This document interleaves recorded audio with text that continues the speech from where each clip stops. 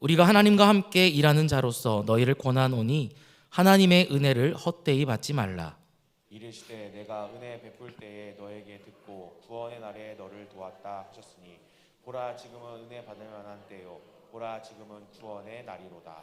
우리가 이 직분이 비방을 받지 않게 하려고 무엇에든지 아무에게도 거리끼지 않게 하고 오직 모든 일에 하나님의 일꾼으로 자천하여 많이 견디는 것과 환난과 궁핍과 고난과 매맞음과 갇힘과 난동과 수고로움과 자지 못함과 먹지 못함 가운데서도 깨끗함과 지식과 오래 참음과 자비함과 성령의 감화와 거짓이 없는 사랑과 진리의 말씀과 하나님의 능력으로 의의 무기를 좌우에 가지고 영광과 욕됨으로 그러하였으니 악한 이름과 아름다운 이름으로 그러하였느니라. 우리는 속이는 자 같으나 참되고 무명한 자 같으나 유명한 자요 죽은 자 같으나 보라 우리가 살아있는 징계를 받는 자 같으나 살아있고 징계를 받는 자 같으나 죽임을 당하지 아니하고 근심하는 자 같으나 항상 기뻐하고 가난한 자 같으나 많은 사람을 부유하게 하고 아무것도 없는 자 같으나 모든 것을 가진 자로다. 아멘. 오늘 수요예배에 나오신 여러분 정말 주님의 이름으로 축복하고 환영합니다. 많이 힘드시죠? 세상 가운데 각자의 자리에서 최선의 삶을 살다가 하나님 또 지친 육신을 이끌고 하나님 말씀으로 하나님 말씀 앞으로 나오신 여러분을 진심으로 다시 한 번 더 축복합니다. 우리 한번 옆에 분들과 이렇게 인사했으면 좋겠습니다. 최고. 네. 다시 한번 이번에는 승리하세요. 손가락 3개를 하면서 세상에서 승리하세요. 손가락 4개를 펴서 사랑합니다. 네. 그리고 5개를 펴서 이렇게 외치는 겁니다. 내일도 파이팅! 하이파이브를 하셔야죠. 네. 저한테 하는 게 아니고 하이파이브를 하시는 겁니다. 여러분들 정말 수고가 많으시고 하나님의 오늘 예배를 통해서 부어주시는 하나님의 은혜가 충만한 시간이 되었으면 좋겠습니다. 오늘 말씀을 보니까 2절에 이렇게 기록합니다. 지금은 은혜 받을 만한 때요 구원의 날이다. 여러분 이 말씀은 1차원적으로 우리에게 하나님께서 주시는 말씀이기도 하지만 또 우리가 마찬가지로 전해야 될 말씀입니다. 하나님은 은혜 받을 만한 때요 구원의 날인 지금 하나님과 함께 일할 사람들을 찾고 계시다라는 것이죠. 여러분 이런 영광스러운 어떻게 보면 특권이라고 말할 수 있는 하나님과 함께 일하는 사람이 되고 싶지 않으십니까? 않으십니까? 네, 하나님과 함께 일하는 사람이 되고 싶으시죠? 아닌가요? 저만 그런 것 같습니다. 바라기는 우리 모두가 그렇게 하나님이 찾으시고 하나님과 함께 일하는 저와 여러분이 되었으면 좋겠습니다. 그렇다면 우리는 먼저 어떻게 하나님과 함께 일해야 될지를 알아야 되겠죠. 어떻게 하나님과 일하고 있는지를 오늘 사도 바울은 우리에게 잘 알려주고 있습니다.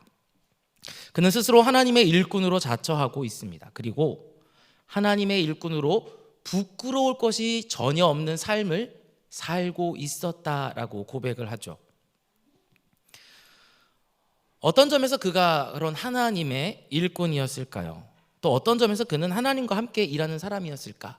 우리가 이것을 중심적으로 오늘 말씀을 한번 살펴보도록 하겠습니다. 첫 번째로 하나님과 함께 일하는 사람은 많이 견디는 삶을 사는 사람들입니다. 여러분 많이 견디는 삶 굉장히 어떻게 보면은 쉽게 말할 수 있는 삶이라고 생각할 수 있습니다.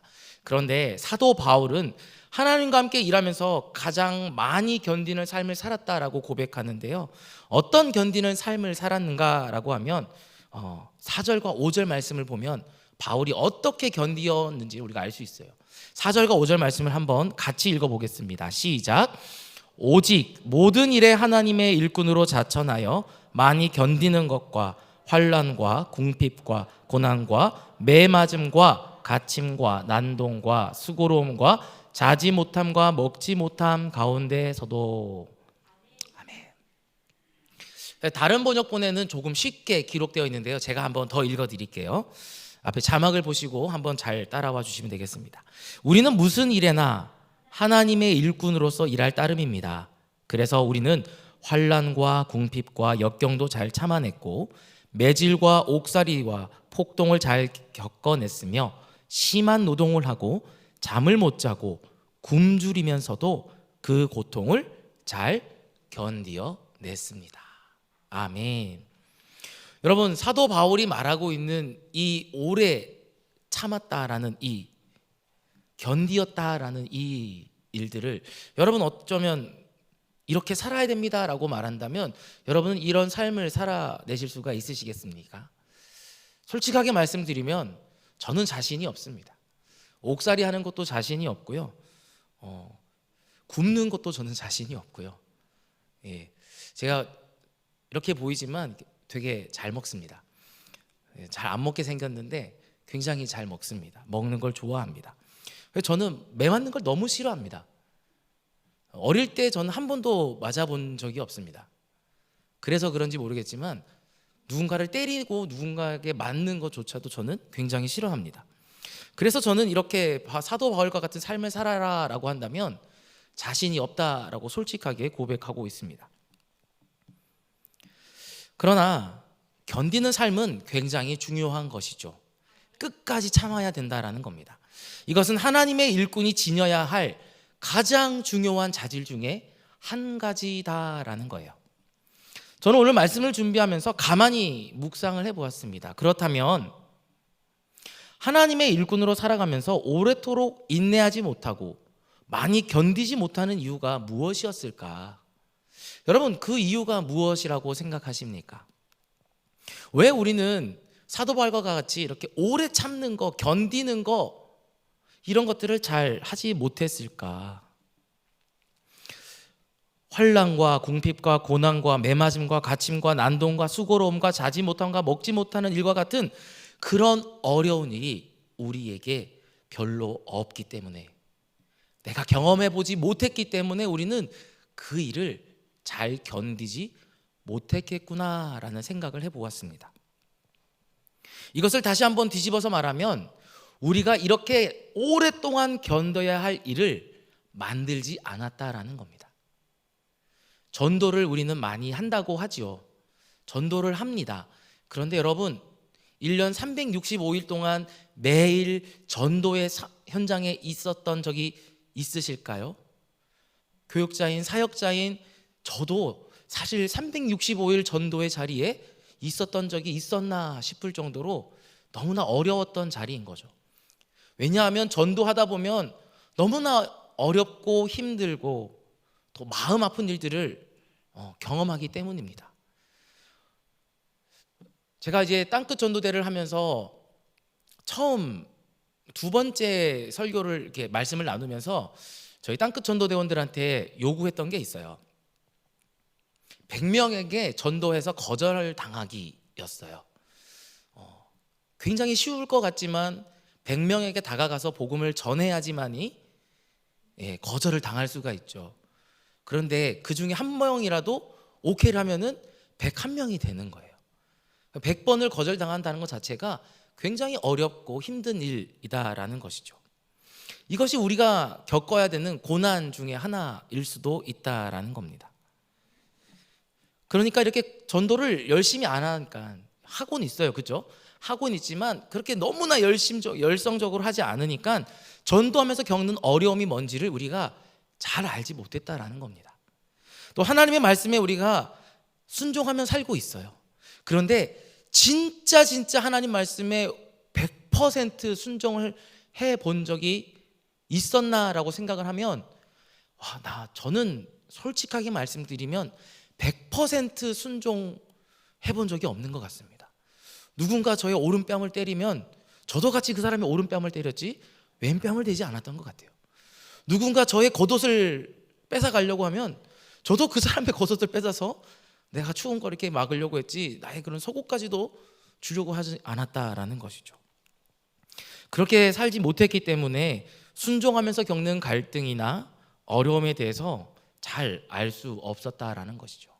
또 직장에서 생활을 하면서도 저는 그리스도인입니다라고 당당하게 드러내서 살아가시는 분들도 많이 있지만, 그러지 못한 사람들이 있다 보니 직장 안에서 내가 그리스도인이냐라는 자각을 가지고 그것에 신경 쓰며 살아갈 일이 없었다라는 겁니다. 그리고 정말 기도의 응답을 기다리면서 간절히 기도하시지만 혹자 중에 간혹 가다가 기도를 했는데 하나님이 응답하지 않는다고 기도를 멈추는 분들도 있다라는 거죠. 왜 그런 거예요? 견디지 못해서, 언제 응답 주실지 모르는데 그것을 견디지 못하고 에이, 하나님은 기도 응답 안 해주시네, 나는 기도 응답 안 해주시네, 이러면서 기도를 멈춘다라는 거죠. 하나님의 일꾼은 이렇게 끝까지 견디는 거, 우리는 이걸 조금 더 쉬운 말로 뚝심이라고 말할 수 있죠. 이 뚝심이 있어야지 하나님의 일을 잘 할 수 있다라는 겁니다. 그리고 하나님이 나에게 맡겨주신 그 일들을 뚝심 있게 해야지만이 결국 하나님이 기뻐하실 만한 일들을 해낼 수 있었다라는 것이죠. 맞습니다. 여러분, 만약 내가 새벽 기도를 나오겠다라고 작정했다면 뚝심 있게 나오셔야 되는 거죠. 내가 전도를 해야겠다, 몇 명을 작정해서 전도해야지라는 마음을 먹었다면 뚝심을 가지고 뭐 해야 되는 거예요?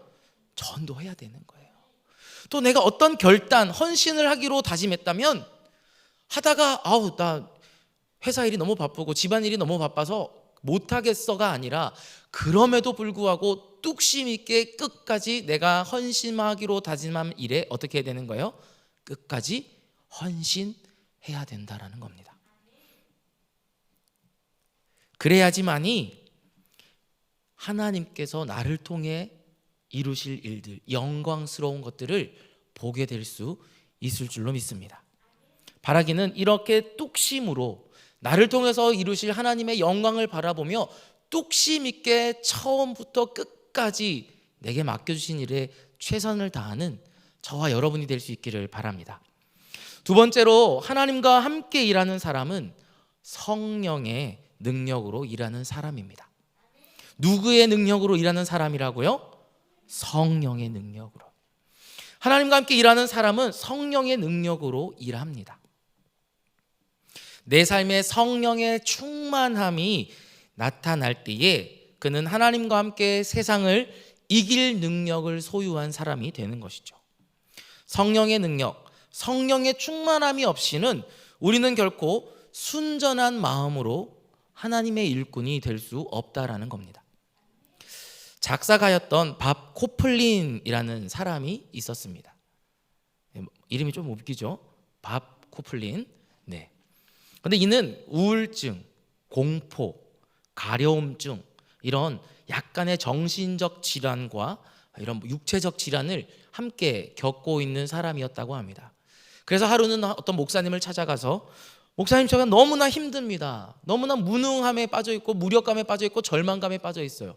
제가 어떻게 해야 되나요? 해결점을 좀 알려주세요 라고 이렇게 상담을 신청했다라고 해요.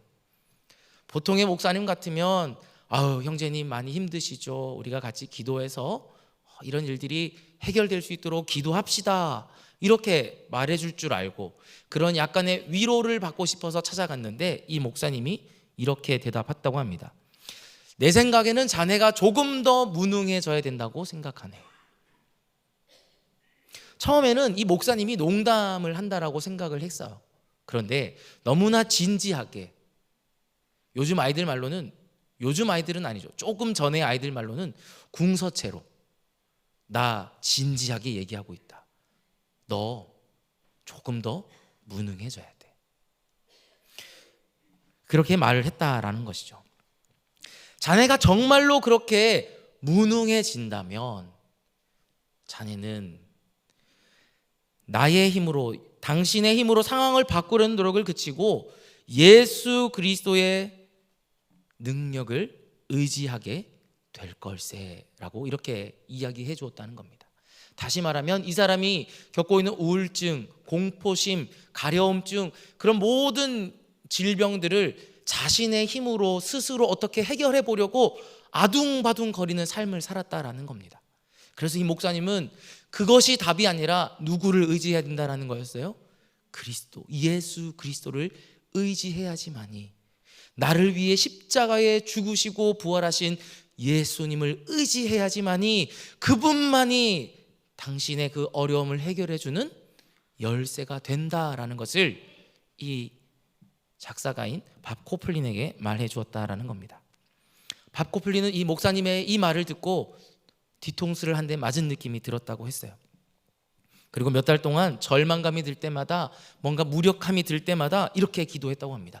나는 무력한 능력이지만, 무능한 인간이지만 예수님이 이 무능한 자를 위하여 십자가에 죽으시고 부활하셨습니다. 주님, 저를 불쌍히 여겨주옵소서. 나를 도와주옵소서. 이렇게 기도했다고 합니다. 그렇습니다. 여러분, 하나님이 일하시기에는 우리가 너무나 똑똑합니다. 인정하십니까? 여러분 똑똑하세요. 정말 똑똑하십니다. 능력이 너무나 많으셔요. 그래서 가끔은 내 능력이, 나의 똑똑함이 예수님보다 앞서서 드러날 때가 있는 거예요. 그래서 어떤 문제가 생겼을 때 그것을 스스로 한번 해결해 보려고 아둥바둥 거려보는 겁니다. 이건 내가 해결할 수 있을 것 같아서 어떻게 하는 거예요? 해결점을 인터넷을 찾아보는 거예요. 네이버 검색해가지고 이거 잘 해결하는 법, 이런 거 검색하면서 해결법을 스스로 찾아보는 겁니다. 그러면서 예수님이 점점 우선순위가 뒤로 밀려나는 거죠. 그런데 하나님과 함께 일하는 사람은 그렇지 않다라는 거예요. 성령의 충만한 능력이 함께 하셔서 누구를 가장 먼저 의지하게 된다고요? 예수님을 먼저 의지하게 된다고요. 기도할 때 가장 먼저 찾는 게 누구라고요? 내가 아니라고요.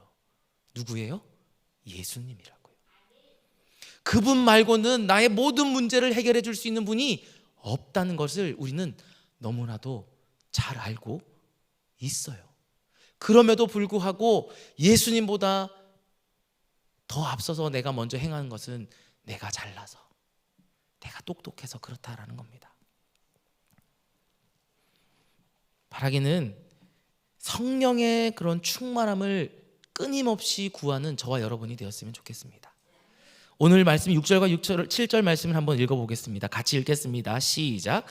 깨끗함과 지식과 오래 참음과 자비함과 성령의 감화와 거짓이 없는 사랑과 진리의 말씀과 하나님의 능력으로 의의 무기를 좌우에 가지고.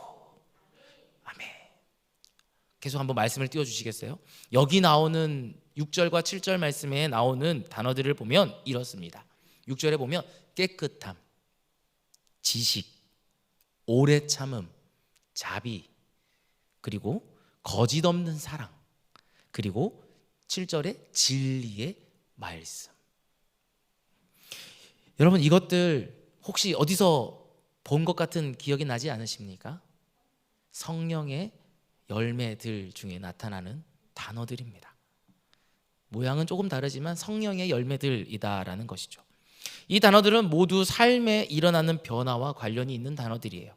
그리고 이들은 모두 깨끗함, 즉 의로움, 의와 관련되어 있는 단어입니다.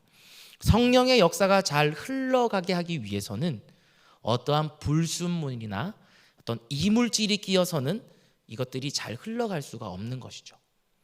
어떤 호수가 잘 흘러갈 때는 그 안에 뭔가가 이물질이 있으면 안 돼요. 그리고 거기에 이끼가 많이 껴있으면 물이 시원하게 잘 나오지 않아요. 근데 그것이 없어져야지만이 물이 시원하게 나온다는 겁니다. 마찬가지로 성령의 역사가 잘 흘러가기 위해서는 내가 깨끗해져야 된다라는 거예요. 그렇다면 우리는 어떻게 이렇게 깨끗한 마음을 소유할 수 있습니까? 이것은 방금 말씀드렸던 것처럼 성령의 충만함을 입으면 우리는 깨끗해질 수 있습니다. 바라기는 성령의 충만함을 입기 위해서 날마다 하나님 앞에 기도하고, 그리고 성령의 충만함을 누리는 저와 여러분이 될 수 있기를 바랍니다. 세 번째로, 하나님과 함께 일하는 사람은 그의 삶에 영광과 욕됨이 함께 합니다. 여러분, 사람은요 늘 영광만 있으면 좋아합니다. 그렇지 않나요? 다 잘 되기만을 바래요. 제가 굉장히 좋아하는 애니메이션인데요, 그 인사이드 아웃이라는 그런 애니메이션이 있습니다. 살짝 얘기하면은 인간의 감정을 그 안에 있던 이제 어떤 이상한 생명체들이 그 인간의 감정을 이렇게 조절하는 그런 약간 성경적이지는 않지만 재미난 애니메이션이 있습니다. 거기에는 기쁨이가 있고 슬픔이가 있고 분노, 뭐 우울, 뭐 이런 5가지 6가지 정도의 그런 감정들이 컨트롤 타워에서 서로 이렇게 자신이 그 감정들을 막 표출하는 그런 내용이에요. 그런데 이 기쁨이라는 아이가 한 여자아이의 모든 감정을 주관하고 있었습니다. 그래서 슬픔이라는 아이가 찾아와서 나도 이거 한번 해볼래 라고 하면은 절대 안 된다고, 우리 아이는 슬퍼서는 안 돼 라고 하면서 슬픔이가 이거 하지 못하도록 막는. 그런데 가만히 보니까 이 기쁨의 이면에는 슬픔이라는 감정이 함께 있었다라는 거예요. 이 슬픔이라는 감정이 기쁨과 연결되어 있고 모든 감정이 서로 연결되어 있었다, 뭐 이런 것들을 얘기하는 그런 애니메이션입니다. 다시 말하면 우리가 영광을 받고 싶어 하지만 그 옆에는 항상 하나님과 일하는 사람에게는 뭐도 같이 있다라는 거예요. 욕됨도 함께 있을 수 있다라는 겁니다. 사도 바울의 삶은 언제나 이런 영광과 욕됨이 함께 있는 삶이었습니다. 그는 수많은 사람들, 특별히 그의 복음을 전파하는데 방해하는 사람들로부터 악한 이름으로 속이는 사람으로, 또 여러 도시를 돌아다니다 보니 보잘것없는 또다리와 같은 무명한 사람이었습니다. 그는 사람들의 핍박으로 인해 죽은 자 같았지만 결국 살아서 복음을 전하는 삶을 살았습니다. 그는 하루하루 오늘은 어디로 가야 할지, 무엇을 해야 할지, 어떻게 먹고 지내야 할지를 걱정하는 사람처럼 다른 사람들 눈에는 보였지만 사실은 그는 질그릇의 보배를 소유한 굉장히 부유한 사람이었다라는 거죠. 이것이 바로 사도 바울이 말하고 싶은, 우리에게 말하고 싶은 가치관의 혁명입니다. 그런데 이것은 우리 예수님도 사도 바울과 같은 동일한 삶을 사셨다라는 거예요. 그리고 예수님의 제자들이 또한 살아내야 될 삶의 모습이다라고 우리에게 말하고 있습니다. 사도 바울은 예수님의 말씀을 직접 듣지는 않았습니다. 그러나 사도들을 통해서 예수님의 말씀을 잘 알고 있었다라는 것이죠. 예수님의 영광과 욕됨을 함께 받으신 분이었고, 그리고 우리들도 그러한 삶을 살아야 된다라는 겁니다. 예수님은 마태복음 5장 11절과 12절에서 이렇게 말씀하셨습니다. 나로 말미암아 너희를 욕하고 박해하고 거짓으로 너희를 거슬러 모든 악한 말을 할 때에는 너희에게 복이 있나니 기뻐하고 즐거워하라. 하늘에서 너희의 상이 크미니라.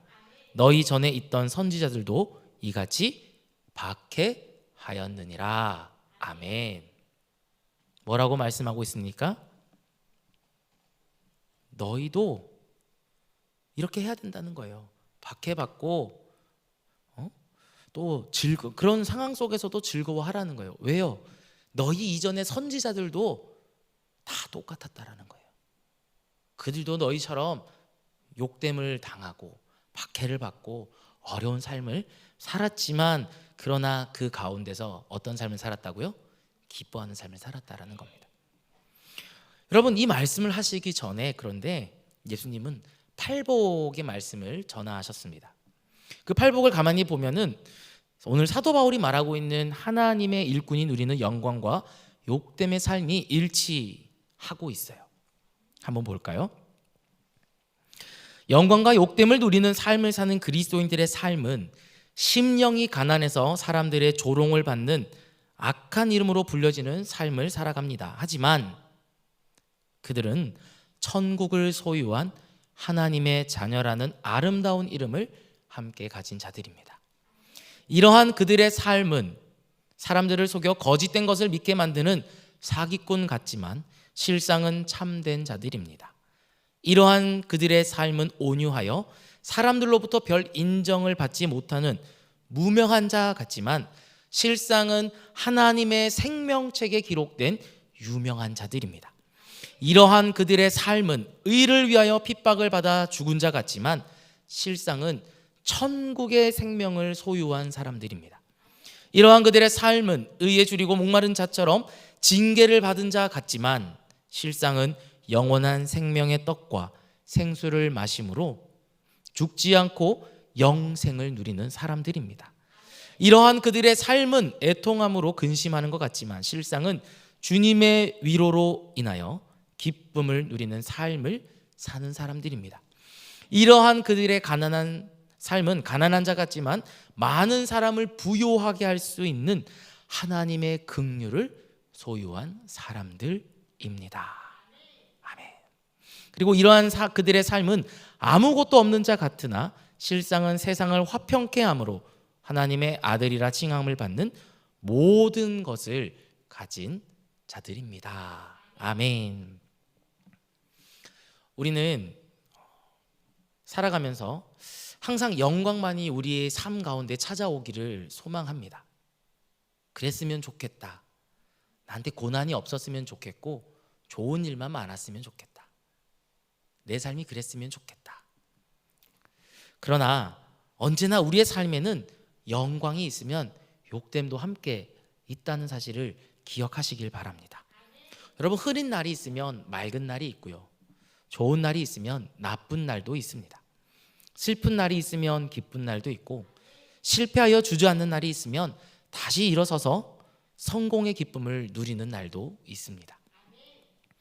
어떤 사람은 자신을 위하여 살아가다 영광과 욕됨을 경험하고, 어떤 사람은 하나님과 함께 일하면서 하나님의 일을 하면서 영광과 욕됨을 경험하기도 합니다. 자신을 위해서 살아가다가 영광과 욕됨을 당한 사람은 그 욕됨을 자기가 책임을 져야 되는 것이죠. 그러나 하나님의 일을 하다가 영광과 욕됨을 당하는 사람은 그 욕됨을 누가 책임져 주셔요? 바로 우리 하나님께서 책임져 주십니다. 하나님께서 책임져 주실 뿐만 아니라 더 많은 것들로, 풍성한 것들로 채워주시는 하나님이심을 기억하시기를 바랍니다. 여러분, 혹시 신앙생활을 하면서 어려움을 겪고 계십니까?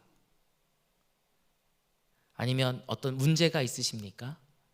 그런데 이렇게 내가 겪고 있는 어려움이나 문제가 내가 원하는 일 때문이 아니라 하나님이 기뻐하는 일 때문에 겪고 있는 일이십니까? 그렇다면 여러분, 걱정하지 마시길 바랍니다. 반드시 하나님께서 책임져 주십니다. 반드시 책임져 주실 뿐만 아니라 더 많은 것들로, 더 좋은 것들로, 더 풍성한 것들로 책임져 주시는 하나님을 경험하는 저와 여러분이 될 수 있기를 바랍니다. 오늘 하나님은 함께 일할 사람을 찾고 계십니다. 저는 그 찾으시는 사람이 오늘 이 자리에 나와 있는 여러분들이었으면 좋겠습니다. 하나님이 찾으시는 일꾼이 여기 앉아 계신 저와 여러분이기를 소망합니다. 하나님은 하나님의 나라의 영광을 함께 누릴 일꾼을 찾고 계십니다.